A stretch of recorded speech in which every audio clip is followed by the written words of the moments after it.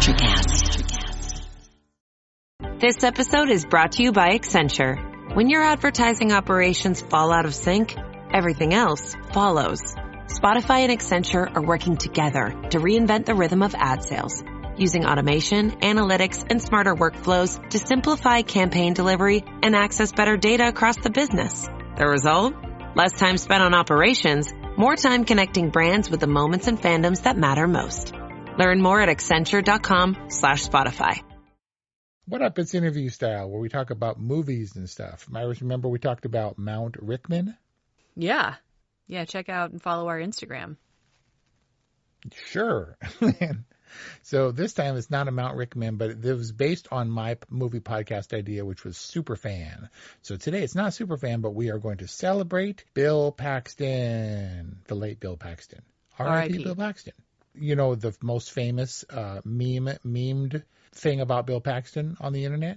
That's probably a tough one. So if Bill Paxton had his Mount Rushmore of things that murdered him, he is known for being the only actor, arguably, because Lance Henriksen is also up there, depending on context.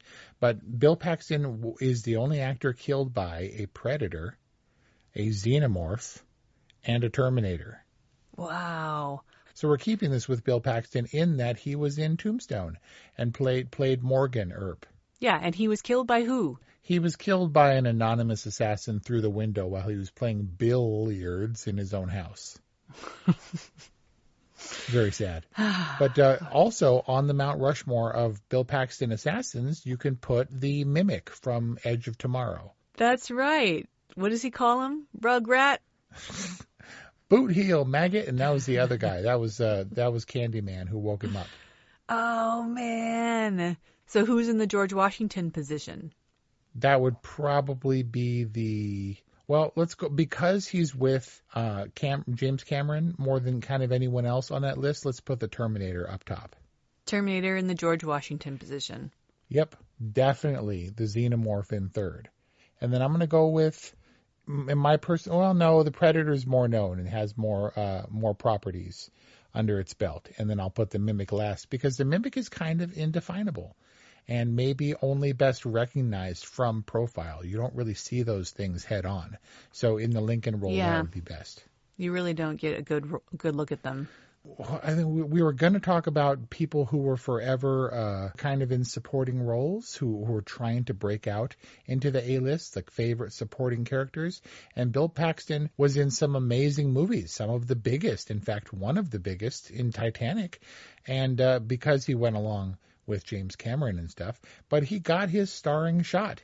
And unfortunately, it was at the time, he was like, man, it feels good. It's been a long time coming, where he supposedly had graduated to the A-list. What's Bill Paxton's biggest starring role? Apollo 13? Nope. Supporting. I don't even know if he was on the poster for that. Wasn't Kevin Bacon billed ahead of him? He was. Check out our discussion forthcoming at orwhatevermovies.com. Actually, probably just released. Space Month. His behind-the-scenes reaction to getting cast in Apollo 13 was revelatory to me, because he talks about auditioning and then how he and his wife celebrated after getting that role. And I'm like, what? Bill Paxton's a big actor, and he was beyond stoked to get that role. It just reminds me, like, these opportunities are still hard-won even after you're well-established as an actor. That's great. I mean, it shows that they're humble, right? Well, yeah, and that it's tough. It's not like you land a big role and you got it made. You got to work for this stuff. What was he top billing for? I don't know. Oh, 1995. I know.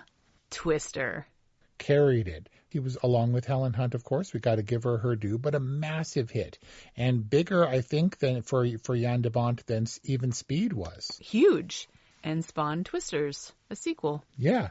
There was no Speed 2, right? Was that Cruise Control? Yes. But Bill Paxton, he never really made it to the top where he could sell a movie. I think Twister, he was fortunate that movie did so well, but he struggled for so long. But he was so gamely in such big projects, in supporting roles, really likable in that respect, a beloved actor who left us too soon, like Alan Rickman. He had some health complications, and he had a surgery that seemed fairly routine. I think it might have been a heart surgery, so not routine, and didn't make it out of there. So we're remembering Bill Paxton for his contribution, massive contribution to some of the biggest movies of all time.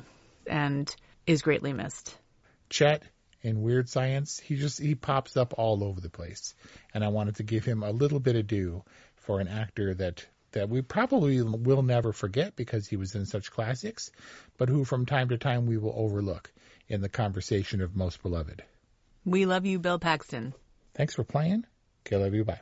This episode is brought to you by ChatGPT. Hey, it's Bill Simmons from the Bill Simmons Podcast. Have you guys heard about ChatGPT work? It's the new way to use ChatGPT for bigger multi-step projects. And when you need more than just answers, give ChatGPT work access to your apps and files, and it can create real work documents like spreadsheets, slides, and structured reports. Get started at chatgpt.com by selecting work mode, available on Plus and Pro plans. Electric acid.